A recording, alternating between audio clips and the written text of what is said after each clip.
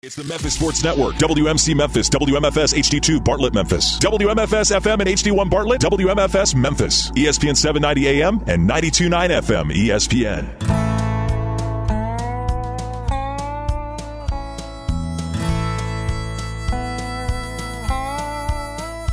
Watch the sunrise, new day's dawning, and it's calling you and me, where the mighty Mississippi flows by Memphis, Tennessee. We've got woodlands, fields, and water. Hey, there is no better way. You can find out all about it on Outdoors with Larry Rea. Make some time. Take the family, ask a friend, but don't delay. Listen up and learn about it on Outdoors with Larry Rea. Listen up and learn about it on Outdoors with Larry Rea. Good Saturday morning and welcome to another edition of the award-winning Outdoors with Larry Rea on ESPN 790 AM. Brought to you proudly by Tennessee Wildlife Resource Agency, Barton Power Sports, Sportsman's Warehouse, and Best Care Home Services. Now, here's your host, Larry Rea. Hey, good Saturday morning. Welcome back to Outdoors with Larry Rea. And if you missed the first hour, shame on you, because we have gone through us on our turkey show. And, that usually means we are missing one member of our turkey family. Bill Cooksey was in Washington, D.C., doing a lot of work for the Vanishing Paradise things that he was doing. So I know he would have loved to have been here, because we do have Steve Turpin over there. He's checking out all of his calls, or either his bank account, I can't tell. Russell Gann's over there from Custom Game, Russell Gann Custom Game, and I can't really see him because he's wearing that new Primo #1, over there from Stacy Walker. I love that camo pattern. Of course, Charles forgot his hat, and there's a glare, but Charles Petrie is over there. And then Ray Glass, that's Charles Petrie's interpreter and bodyguard that they serve. And Ray is now he's got on his American cap there. But Ray Glass, I'm not sure how many turkeys he's killed in his lifetime. He didn't even keep up with his Grand Slams. You don't, do you? He don't anymore, because how many did you have at one time? Over 20 Grand Slams. I hope our next guest is listening to this and doesn't even keep up with it. But did you ever get the next one? Have you ever had the next one in there, one after the Grand Slam? The Royal? Yeah.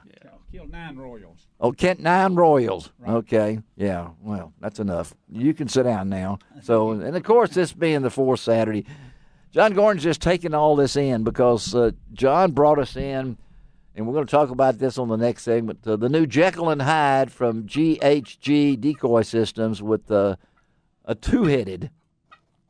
Is this on the market now? Can you get this now? You can, yes. We've got them at dealers across the country, and here at the company store here. Correct. It's here, and it's easy to get that down Sam Cooper. Get off at Tillman, go on Broad, go across the railroad tracks, make a left on Cumberland Avenue, and watch for all the pickup trucks.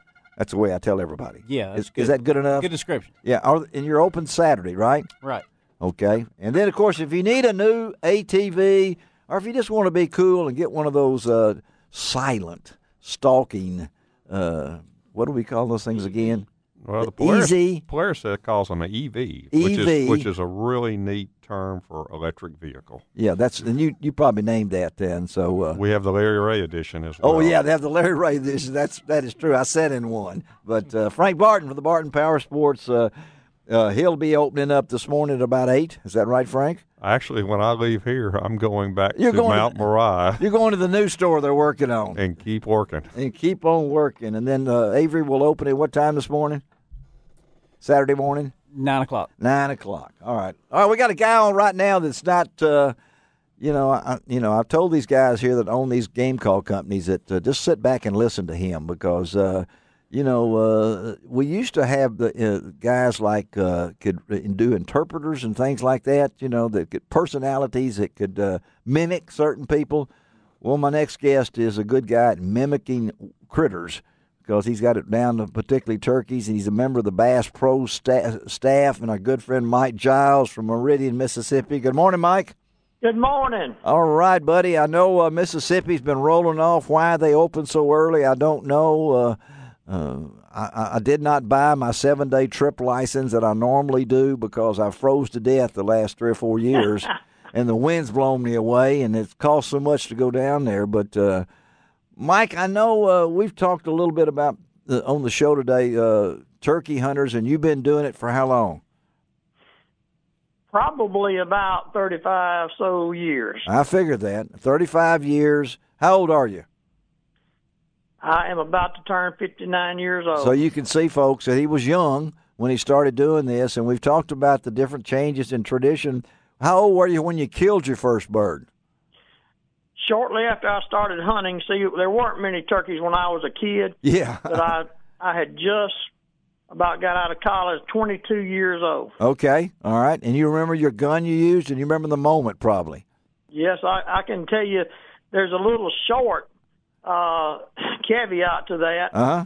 I had met, I didn't worry about these women too much while I was in school. I played ball and fishing and hunted, Yeah. Uh-huh. And I didn't want to be married then. Yeah. But not long after I graduated in December, I did meet my wife. Yes. And we were over here at Oak Tibby Reservoir up on what they call the emergency spillway on a Sunday afternoon. Uh-huh, yeah. And, springtime, everybody's thinking about love. And, I was ready to get on with my life then. And yeah. I'm sitting there talking to her, and, she's beautiful and, all these young ladies. And I'm telling you what, I wasn't thinking about much, and all of a sudden it's kind of like a light bulb coming on. 2:30 in the afternoon, I'm hearing something way off, and I'm in my subconscious almost, what is that? And I got to listening. There was a turkey about a quarter to a half mile down there in the edge of one of these fields, and he was just hammering. Now, if you wasn't a turkey hunter, you wouldn't have heard him. Yeah. But I heard him. Uh-huh. Guess where I was the next morning? Oh, Mike. Did you were out there, right? Did you get him? Did you get him? My first turkey the next morning. It was all a result of courtship with my soon-to-be wife. Oh, talking to Mike Giles out of Outdoor Communicator out of Meridian, Mississippi. And, Mike, let's talk a little bit about the calling tactic that you use. I mean, you've kind of developed a little way to mouth diaphragms and things along that lines. Tell our listeners a little bit about how you call turkeys. Well, I will go back and say this. I am collecting turkey calls. I used to collect them to kill. So these guys here, I'm always interested in another call. But I learned from Jack Dudley when I was pretty young. He said, Mike, he said, you get you an old gobbler and a couple of hens. He said, these hens are just like ladies. They all say the same thing, but they sound a little different. Right. He said, you mimic that old hen, and you get that. He said, you get that rhythm, and they're all different. But he said, there ain't no right or wrong. He said, they make all different kind of sounds. And so that's what I did. I started copying them, and I can do some raspy and clear and cluck, gobble, whatever. Well, let's hear something. All right, let's give us a...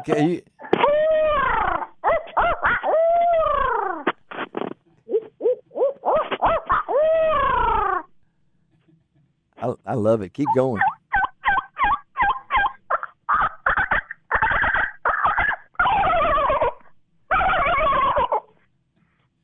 Now, folks, there you go.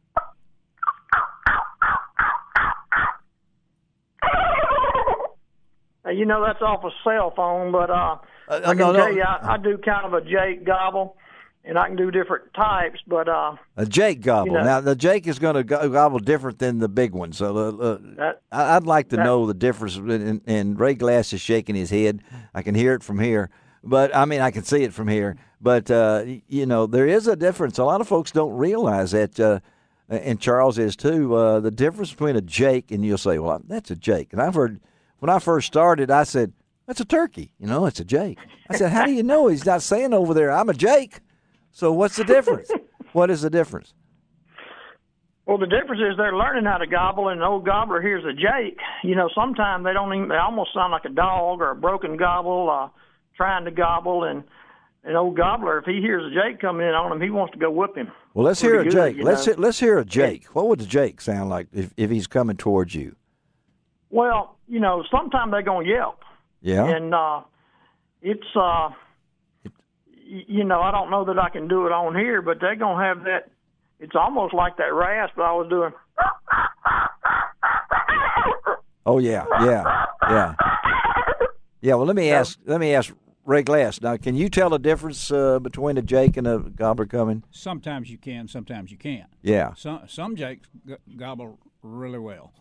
They really do. Oh, yeah. But some of them are... That's a super jake. We call them super jakes. They're almost mature, but not quite. Exactly. You see jakes that have full fans and gobble like the old boys do. Let me ask Steve Turpin that over there, because I know Steve spent a lot of time in Shelby Forest. Can you tell the difference, Steve? Most of the time, like they said, some of them will fool you. And by fooling you, they will be able to sound like a big boy, but then if they make a mistake, you can tell. They don't make mistakes. Turkeys don't make mistakes. Yeah. Because I've always heard this, and Mike can say this too. I've always heard if they could smell what? You'd never kill it. You would never kill them, right, Mike? Yeah. That's exactly right. Every stump is a man to a turkey, Yeah. So, you move, he's gone. He's gone and everything like that. And Mike, what are you going to say, Charles? You can definitely tell a jake when he's coming to you, because 9 out of 10 times he's running. And an old gobbler very seldom runs unless he's running to haven't thought about unless that. He's running to whip something. Yeah, well, yeah. And if an old gobbler runs that, you can always tell because he's looked like he's got a peg leg. Oh, he's coming along. Yeah, he's coming along that. And I know Mike, being in South Mississippi, so to speak, it's your season is already open down there. It's open. That's right. I'm always said that they ought to open earlier in South and give us a later in the North, because I think there's a great change between North and Mississippi, and I don't know why they don't do that, because you guys, I'm assuming right now we're almost a couple of weeks into the season for you guys. What have you heard for the turkey season your way? Well, it's 1 week into the season as far as adults go. Yeah. But I can tell you, opening day, we didn't hear any on the roost, and we went back mid-morning, about 11 o'clock, to a strutting area. I called one time on the Albert Paul box, and then I did one call with my mouth. Yeah. 10 minutes later, and when I hit that with my mouth, they gobbled right on top of me, just so close I was scared to move, and called up 3 gobblers, and I was calling for my brother. Yeah. And I got to watch them put on the show for about 20, 25 minutes before one died. Wow. So, all right. Wow. Are you a decoy man? I don't really like to. I'm kind of like Gene Nunnery, the old pro turkey hunter. I don't really want to have them, but I understand why. And if I'm carrying a kid or somebody's never killed one, I will use one, more primarily in the fields. I don't want one in the woods. I want them to come on by looking for me. Yeah, and I've asked people about that. A decoy in the woods is not the same as a decoy in the field. No.